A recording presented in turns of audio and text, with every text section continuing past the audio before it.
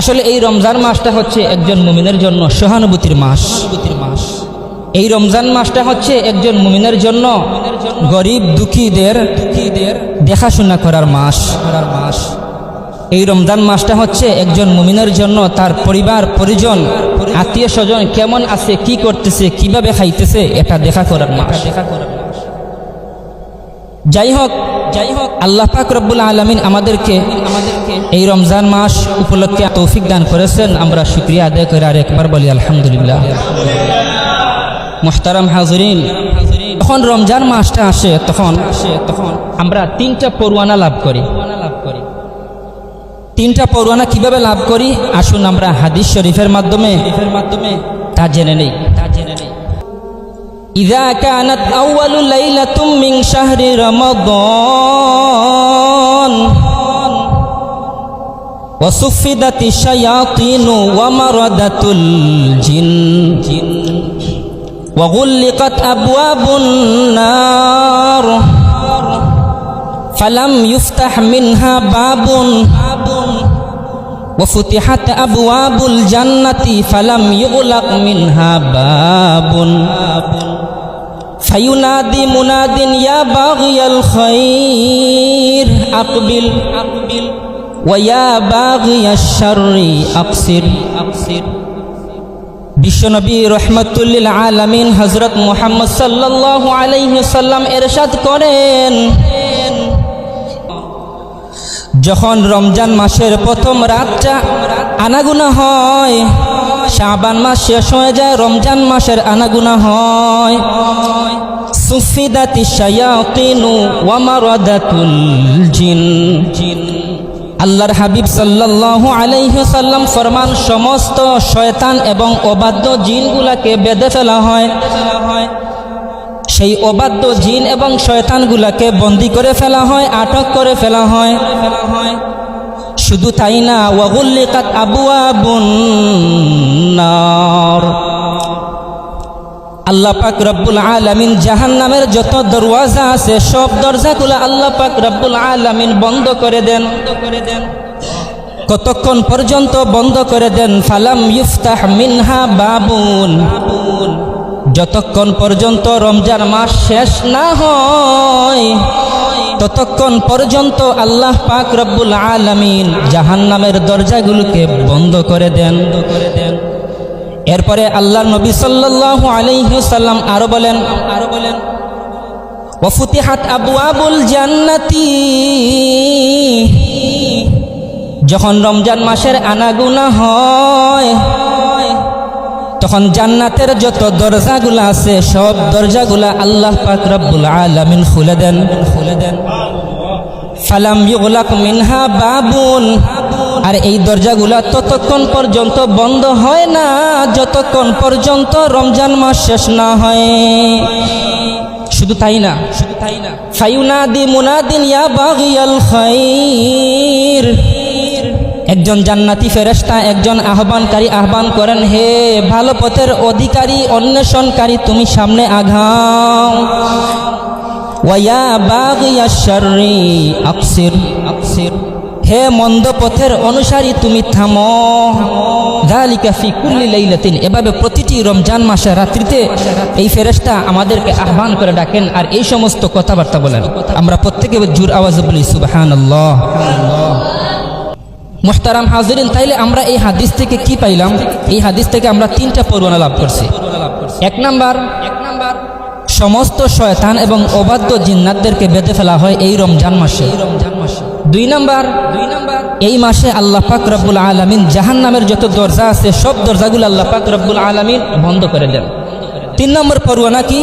তিন নম্বর পরওয়ানা হলো এই মাসে আল্লাহ পাক রব্বুল আলামিন জান্নাতের যত দরজা আছে সব দরজাগুলো খুলে দেন। তাইলে আমরা এই রমজান মাসে তিনটা পরওয়ানা লাভ করলাম। এখন আপনি হয়তো আমাকে প্রশ্ন করতে পারেন, ভাই রমজান মাসে যদি আল্লাহ পাক রব্বুল আলামিন শয়তান এবং অবাধ্য জিনদেরকে বন্দী করে ফেলেন তাহলে মানুষ রমজান মাসে কেন এত মারামারি করে?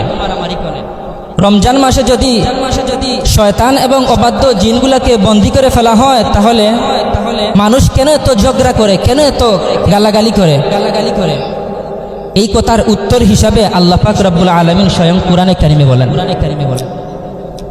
ওয়ামা উবাররিউ নাফসি ইন্নান নাফসা লাআম্মারাতুম বিসসু।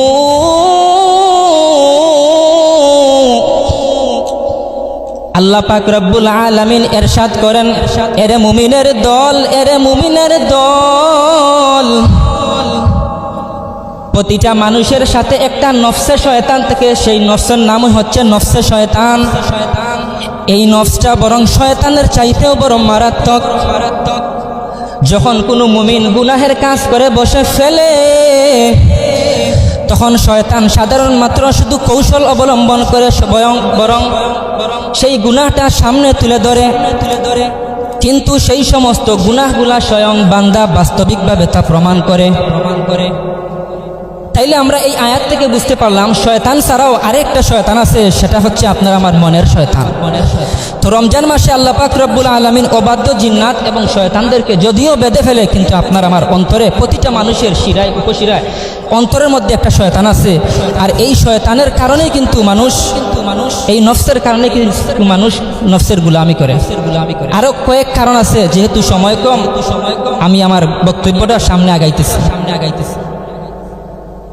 এই রমজান মাস আল্লাহ পাক রব্বুল আলামিনের কাছে এত দাম, এত দাম,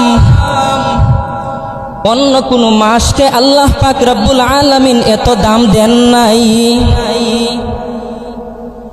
আপনি তাকাইয়া দেখেন এই রমজান মাস কেন আল্লাহ পাক রব্বুল আলামিনের কাছে এত দাম। আসুন আমরা প্রথমে কোরআনে কারিম থেকে জেনে নেই।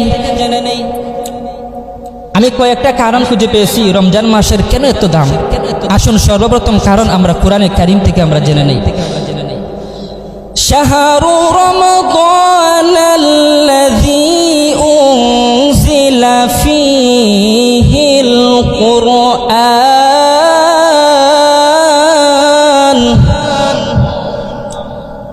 হুদাল লিন্নাসি ওয়া বাইয়িনাতিম মিনাল ফুরকান। রব্বুল আলামিন বলেন শাহরু রমাদান, এই রমজান মাসটা এমন একটা সম্মানিত মাস, যেই মাসের মধ্যে আল্লাহ পাক রব্বুল আলামিন স্বয়ং কোরআনে কারিম নাজিল করেছেন। এই কোরআনে কারিমের এত দাম, এত দাম, দুনিয়ার কোন কিতাবের এমন দাম নাই। আপনি অঙ্ক পড়েন, ইংলিশ পড়েন, বাংলা পড়েন, বিজ্ঞান পড়েন, রাসায়নিক বিজ্ঞান পড়েন, ইতিহাস পড়েন, এগুলা সাধারণত দুনিয়া কামাইয়ের জন্য হয়ে থাকে। কিন্তু কোরআন আল্লাহ পাক রব্বুল আলামিনের কাছে এত দাম, এত দাম, যেটা পড়লেও সওয়াব, শুনলেও সওয়াব, মায়ের নজরে তাকাইলেও সওয়াব, বুকের মধ্যে আগলে রেখে চুমু দিলেও সওয়াব আর সওয়াব। তাইলে এই জন্য রমজান মাসের দামটা আল্লাহ পাক রব্বুল আলামিনের কাছে আরো বেড়ে গেল। যেহেতু কোরআনে কারিম এটা স্বয়ং লৌহে মাহফুজ থেকে আল্লাহ পাক রব্বুল আলামিন পৃথিবীর বুকে পাঠিয়েছেন, আর এটা যেহেতু রমজান মাসে আল্লাহ পাক রব্বুল আলামিন নাজিল করেছেন, এই জন্য রমজান মাসের দাম আল্লাহ পাক রব্বুল আলামিনের কাছে অনেক গুণ বেড়ে গেছে। আমরা প্রত্যেকে বলি সুবহানাল্লাহ। আসুন এখন দ্বিতীয় নম্বর কারণ রমজান মাসের কেন এত দাম, তাও আল্লাহ কোরআনে বলেন, ইন্না আনজালনাহু ফি লাইলাতিল কদর ওয়া মা আদরাকা মা লাইলাতুল কদর লাইলাতুল কদরি খায়রুম মিন আলফি শাহর। আল্লাহ পাক রব্বুল আলামিন বলেন ইন্না আনজালনাহু ফি লাইলাতিল কদর, আমি পবিত্র সেই মহা কুরআন, সেটা কদরের রাত্রিতে আমি মালিক সেটা নাজিল করেছি। আর এই কদরের রাত আল্লাহ পাক রব্বুল আলামিনের কাছে এত দাম, এত দাম। লাইলাতুল কদরি খায়রুম মিন আলফি শাহর, হাজারো হাজারো রাতের চাইতে এটা উত্তম একটা রাত, যেই রাতটা স্বয়ং আল্লাহ পাক রব্বুল আলামিন মুমিনদের জন্য একটা সৌভাগ্যজনিত রাত হিসাবে প্রেরিত করেছেন। তাইলে এই কদরের রাত যেহেতু এত দাম, স্বয়ং হাদিসের মধ্যে আল্লাহ নবী আর বলেন, মান কামা লাইলাতাল কদরি ঈমানাও ওয়া ইহতিসাবান গুফিরা লাহু মা তাকদ্দামা মিন যামবি। যে ব্যক্তি কদরের রাত্রিতে বেশি বেশি নফল ইবাদত করিবে, ঈমান এবং ইহতিসাব, ঈমান এবং মনোযোগ সহকারে এই রাত্রি বেলাটা কাটাইবে, আল্লাহ পাক রব্বুল আলামিন তার জিন্দেগীর সব গুনাহ খাতাগুলো মাফ করে দেন। সুবহানাল্লাহ। তাইলে আমরা দ্বিতীয় নম্বর কারণ কি পেলাম রমজান মাস এত দাম?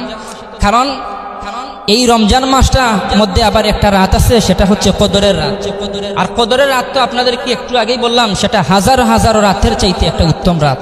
তাইলে এই রাতটা যেহেতু আল্লাহ পাক রমজান মাসে দিয়েছেন, এই জন্য আল্লাহ পাক রব্বুল আলামিনের কাছে সেই রমজান মাসের রাতটা, রমজান মাসটা অনেক একটা প্রিয় হয়ে গেছে। এবার আসুন তৃতীয় নম্বর কারণ।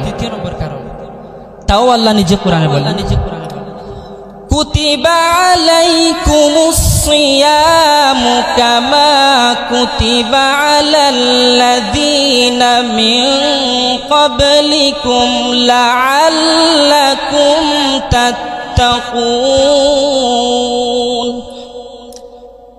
আল্লাহ পাক রব্বুল আলামিন বলেন, কুতিবা আলাইকুমুস সিয়াম আই ফুরিদা আলাইকুমুস সিয়াম। আল্লাহ পাক রব্বুল আলামিন বলেন, এরে ঈমানদারের দল, এরে ঈমানদারের দল, তোমাদের জন্য রমজান মাসে রোজা রাখাটা ফরজ করা হয়েছে। কিভাবে? কামা কুতিবা আলাল্লাযীনা মিন ক্বাবলিকুম, যেভাবে রোজাটা ফরজ করা হয়েছিল তোমাদের পূর্ববর্তী আম্বিয়া কিরামদের যুগে। তাইলে এই আয়াত থেকে আমরা কি বুঝতে পারলাম? এই আয়াত থেকে আমরা বুঝতে পারলাম ইসলামের 5টা স্তম্ভ আছে। একটা হচ্ছে কালেমা অর্থাৎ ঈমান, নামাজ, রোজা, হজ, যাকাত। এই 5টা স্তম্ভের মধ্যে থেকে একটা স্তম্ভ হচ্ছে রোজা। এই রোজাকে আল্লাহ পাক রব্বুল আলামিন মুহররম মাস, সফর মাস, রবিউল আউয়াল, রবিউল সানি এই সমস্ত মাসের মধ্যে না দিয়ে বরং আল্লাহ পাক রব্বুল আলামিন এই রোজাটাকে রমজান মাসে দান করেছেন। আর যেহেতু আল্লাহ পাক রব্বুল আলামিন রোজাকে রমজান মাসে দান করেছেন, এই জন্য রমজানের দামটা আল্লাহ পাক রব্বুল আলামিনের কাছে অতি প্রিয় হয়ে গেছে। তাইলে এই 3 কারণে রমজান মাসের দাম আল্লাহ পাক রব্বুল আলামিনের কাছে খুব বেশি। এরপরে আয়াতে আল্লাহ বলেন, লাআল্লাকুম তাত্তাকুন, যাতে তোমরা তাকওয়া অর্জন করতে পারো। আসলে তাকওয়ার মানে কি? তাকওয়া শব্দের একটা আছে প্রাইমারি আর একটা আছে ফাইনালি। প্রাইমারি অর্থাৎ প্রাথমিক বিষয়টা কি? এটা স্বয়ং বিষয়টা বুঝার দ্বারা বুঝে আসে। যেমন আমার খুব পিপাসার্থ, গরমের তৃষ্ণার্ত, পেটের ক্ষুধায় আমার সামনে কিন্তু একটা পানির গ্লাস আছে, তারপর আমি খেতে রাজি না। আমার পেটের মধ্যে প্রচন্ড খিদা, দরজা জানালা লাগাইয়া আমি কিন্তু খানা খেতে পারতাম, তারপর আমি খানা খাই না।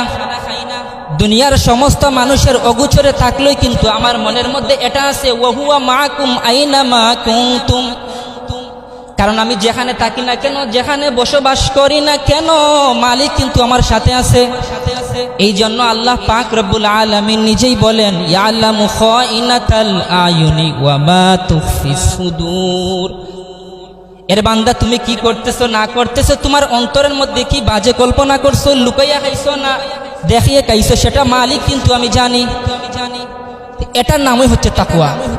কিন্তু অন্যান্য যত সমস্ত ইবাদত আছে, যেমন নামাজ, হজ, যাকাত, এগুলোতে সাধারণত এত তাড়াতাড়ি মানুষের তাকওয়া অর্জন হয় না। আপনি যখন নামাজের মধ্যে পড়ে গেলেন, তখন শয়তান আপনার আমার নামাজের মধ্যে নামাজির মতো ভাব ফুটিয়ে তুলবে।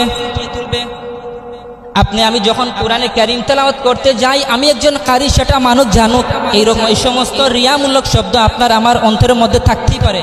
কিন্তু রোজা এমন একটা ইবাদত, যদি আপনি আমি পানির মধ্যে অথবা পুকুরের মধ্যে যখন সাঁতার কাটতে যাই, তখন পানির ভিতরে গিয়ে আপনি আমি এক ডুব পানি খেতে পারি, তারপর আমি খাই না। কারণ সুবহে সাদিক থেকে শুরু করে গুরুবুশ শামস, সূর্য অস্তমিত হওয়া পর্যন্ত আল্লাহ পাক রব্বুল আলামিন আমার উপর যে নামাজ রোজা ফরজ করেছেন এটার ভয়ে আমি তো আর খাই না। এটার নামই হচ্ছে তাকওয়া। মুহতারাম হাজিরিন, এখন তো এত কিছু বলা হলো, এখন আপনার আমার রমজান মাসে কিছু করণীয় আছে, আবার কিছু বর্জনীয় আছে। প্রথম নম্বর করণীয় কি? প্রথম নম্বর করণীয় হলো রমজান মাসে 5 ওয়াক্ত নামাজ আমরা জামাতের সাথে আদায় করব। অন্যান্য মাসে আপনি নামাজ পড়লে যেমন সওয়াব, রমজান মাসে নামাজ বন্দেগী পড়লে এটার আরো কয়েক গুণ সওয়াব। আসুন আমরা হাদিসের মাধ্যমে তার রেফারেন্সটা জানি। قال رسول الله صلى الله عليه وآله وسلم من أدى فريضة فيه كان كمن أدى 70 فيما سواه। আল্লাহর হাবিব সাল্লাল্লাহু আলাইহি ওয়াসাল্লাম ইরশাদ করেন, যখন আল্লাহর কোনো মায়ার বান্দা রমজান মাসে মাত্র 1 ওয়াক্ত নামাজ, ফরজ নামাজ আদায় করিবে, রমজানের বাহিরে এই 1 ওয়াক্ত নামাজ আদায় করিলে যে পরিমাণ সওয়াব পাওয়া যায়, রমজানের বাহিরে নামাজ পড়িলে 70 ওয়াক্ত নামাজ পড়িলে যে পরিমাণ সওয়াব পাওয়া যায়, আল্লাহ পাক রব্বুল আলামিন এই 1 ওয়াক্ত নামাজ পড়ার বিনিময়ে 70 ওয়াক্ত নামাজের সওয়াব তার আমলনামার মধ্যে দিয়ে দেন। যেমন আমি ফজরের নামাজ ইমাম সাহেবের সাথে জামাতের সহিত আদায় করলাম, আমি 70 গুণ নামাজের সওয়াব পেয়ে গেলাম। আমি জোহরের নামাজ ইমাম সাহেবের সাথে জামাতের সঙ্গে আমি আদায় করলাম, 70 ওয়াক্ত নামাজের সওয়াব পেয়ে গেলাম। আমি ইমাম সাহেবের সাথে জামাতের সাথে এবং বাড়িতে মহিলা আমরা জামাতের সাথে, মহিলারা বা পুরুষ আমরা মহিলা পরে পুরুষ আমরা যদি জামাতের সাথে আদায় করি 70 গুণ ওয়াক্ত নামাজের সওয়াব পেয়ে যাই। এখন যদি আপনি এই 70কে 5 দিয়ে পূরণ দেন তাহলে 350 ওয়াক্ত নামাজ আল্লাহ পাক রব্বুল আলামিন আপনার আমার আমলনামার মধ্যে দিয়ে দেন। স্বয়ং আল্লাহ রাসূল সাল্লাল্লাহু আলাইহি ওয়াসাল্লাম নিজে হাদিসের মধ্যে বলেন। কিন্তু অন্যান্য মাসে 1 ওয়াক্ত নামাজ পড়লে 10 ওয়াক্ত নামাজের সওয়াব। এই যে মেরাজ রজনীতে রাসূল সাল্লাল্লাহু আলাইহি ওয়াসাল্লামের পর 50 ওয়াক্ত নামাজ ফরজ হয়েছিল, তারপর আল্লাহ পাক রব্বুল আলামিন কে রাসূল সাল্লাল্লাহু আলাইহি ওয়াসাল্লাম কমাইতে কমাইতে শেষ পর্যন্ত 5 ওয়াক্ত নামাজে আনছিলেন। তখন আল্লাহ পাক রব্বুল আলামিন নবীজিকে জানিয়ে দিয়েছেন, ওগো নবীজি, আপনার কোন উম্মত যদি 5 ওয়াক্ত নামাজ জামাতের সাথে আদায় করতে পারে একমাত্র রমজান ব্যতীত, তাইলে 50 পূরণ 10 অর্থাৎ তাকে 5 ওয়াক্ত নামাজের বিনিময়ে আমি মালিক তাকে 50 ওয়াক্ত নামাজের সওয়াব আমি তার আমলনামার মধ্যে দিয়ে দিলাম। তাইলে আমরা রমজান মাসের প্রথম নম্বর করণীয় হলো আমরা এই মাসে 5 ওয়াক্ত নামাজ জামাতের সাথে আদায় করব। এখন আসুন দ্বিতীয় নম্বর করণীয়। দ্বিতীয় নম্বর করণীয় হলো আমরা বেশি বেশি আমরা মানুষদেরকে ইফতার করাইব, হোক সে গরিব হোক সে ধনী। আসুন আমরা হাদিসের মাধ্যমে তার বিষয়টা রেফারেন্সটা জানি। قال رسول الله صلى الله عليه وآله وسلم من فطر فيه صائما كان مغفرة بذنوبه وعتق رقبته من النار وكان مثل أجر صومه। আল্লাহ নবী সাল্লাল্লাহু আলাইহি ওয়াসাল্লাম ইরশাদ করেন, যখন কোনো আল্লাহর কোনো মায়ার বান্দা কোনো মানুষকে ইফতার করাইবে সে কমপক্ষে 3টা পরওয়ানা লাভ করবে। প্রথম, কানা মাগফিরাতুম বিযুনুবিহি, যে ব্যক্তি অন্যকে ইফতার করাইছে এই ইফতার করার দ্বারা স্বয়ং আল্লাহর পক্ষ থেকে মাফির ঘোষণা আসে। শুধু তাই না, ওয়া ইতকা রাকাবাতিহি মিনান নার, জাহান্নামের জেলখানা জাহান্নামের জ্বলন্ত আগুন থেকেও আল্লাহ পাক রব্বুল আলামিন ওই বান্দাকে হেফাজত করেন। শুধু তাই না, ওয়া কানা মিসলু আজরি সাওমিহি, যে ব্যক্তি ইফতার করাইছে, যাকে ইফতার করাইছে, ইফতারকৃত ব্যক্তি যে পরিমাণ সওয়াব অর্জন করেছে ওই পরিমাণ সওয়াব আল্লাহ পাক রব্বুল আলামিন যে ব্যক্তি ইফতার করাইছে তার আমলনামার মধ্যে সওয়াব দিয়া দেন। তাহলে দেখেন ইফতার করানোর মধ্যে কত সওয়াব। জাহান্নাম থেকে বাঁচতে পারতেছি, মাফির ঘোষণা পাইতেছি, ওই ব্যক্তি যত দূর দিনে রাতে যত দূর এই ইফতারের মুহূর্ত সময়ে যত সওয়াব কামাইছে সে তো পাইছে, কিন্তু আমি সেই সম পরিমাণ সওয়াব পাইছি। সুবহানাল্লাহ। তবে আমরা এই ইফতারের সময় আমরা অনেকে কিন্তু ভুল করি। যখন ইফতারের সময় হয়ে যায়, কিন্তু ইফতারের সময়টা কিন্তু মকবুলিয়তের সময়। যখন ইফতারের সময় হয়ে যায় তখন আমরা অনেক সময় মা বোনেরা কি করি, আমরা এই সময় গরু তুলি, এই সময় আমরা মুরগ হাঁস ইত্যাদি তুলি, এই সময় আমরা কথাবার্তা বলি। এই সময় যদি আমরা কথাবার্তা না বলে যদি আমরা আল্লাহ পাক রব্বুল আলামিনের জিকির আজকারের মধ্যে চলে যাই, তখন আল্লাহ পাক রব্বুল আলামিন ফেরেশতাদেরকে সাক্ষী রাখেন, ইয়া আইয়ুহাল মালাইকা উস্তুশহিদু, তোমরা সাক্ষী রাখো, গফারতু লিআবদি, আমার বান্দা সারাটা দিন রোজা রেখে ইফতারের মুহূর্তে আমার গুণগান গেয়েছে, আমার তাসবিহ জপতেছে, আমার রাসূলের দুরূদ পাঠ করেছে, তোমরা শুনে রাখো আমি আমার বান্দার সব গুনাহগুলো মাফ করে দিলাম। হাদিসের মধ্যে আসছে আল্লাহ নবী ফরমান, যখন ইফতারের সময় হয়ে যায় তখন বান্দা দুইটা পরওয়ানা লাভ করে। প্রথম নম্বর পরওয়ানা হলো মাসরুরুম বিত্তআম, অর্থাৎ খানার আনন্দ। আমি সারাটা দিন রোজা রেখেছি, যখন ইফতারের সময়টা আমার সামনে গনিয়ে আসে তখন আমার যেন কেমন যেন মনে হয় সারা দিন উপোস ছিলাম, কিন্তু আমি এই মুহূর্তে খানাটা আমার সামনে, এই খানাটা যখন আমার সামনে আসছে তখন আমার মনের মধ্যে একটা আনন্দ লাগছে। আর দুই নম্বর পরওয়ানা হচ্ছে স্বয়ং রিজা বিল্লাহ, আল্লাহ পাক রব্বুল আলামিনের স্বয়ং সন্তুষ্টি। কিন্তু আমরা যখন এই মুহূর্তে আমরা কথাবার্তা বলি, আমরা গালিগালাজ করি, স্বয়ং আপনার আমার রোজার যে ফজিলত ছিল এই ফজিলত থেকে আমরা বঞ্চিত হয়ে যাব। আর ইফতারের সময় আমরা বেশি বেশি আল্লাহ পাকের কাছে দোয়া করব, আর দোয়া করার সাথে সাথে বেশি বেশি তাসবিহ দুরূদ শরীফ জপব। গেল একটা। এখন আসুন রমজান মাসের আরেকটা করণীয় কি? রমজান মাসের আরেকটা করণীয় হলো গীবত, গালাগালি, এই সমস্ত জিনিস ছেড়ে দিতে। আপনি তাকাইয়া দেখেন, আমার মতো কিন্তু অমুসলিমরাও রোজা রাখে, আমার মতো কিন্তু খ্রিস্টানরাও রোজা রাখে, আমার মতো কিন্তু বৌদ্ধরাও রোজা রাখে। তাদের বিধানে হয়তো গালাগালি করলে হয়তো তাদের বিধানে কোনো ক্ষতি হবে না, তবে আমরা হচ্ছে মুসলিম, আমরা যখন রোজা রেখে এই সমস্ত গালাগালি, মারামারি, ঝগড়া বিবাদ করি তখন স্বয়ং আপনার আমার রোজার ফজিলত থেকে স্বয়ং বঞ্চিত হয়ে যাব। এটা স্বয়ং আল্লাহ রাসূল হাদিসের মধ্যে বলেন। এই হাদিসে যাওয়ার আগে আপনাদেরকে একটা দৃষ্টান্ত দেই, রমজান মাসে গুনাহ করাটা কি।